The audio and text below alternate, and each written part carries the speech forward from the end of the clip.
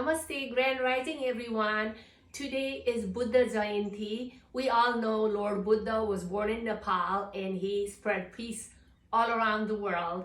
So we all have peace in our heart and our mind. Let's spread our peace and joy and happiness.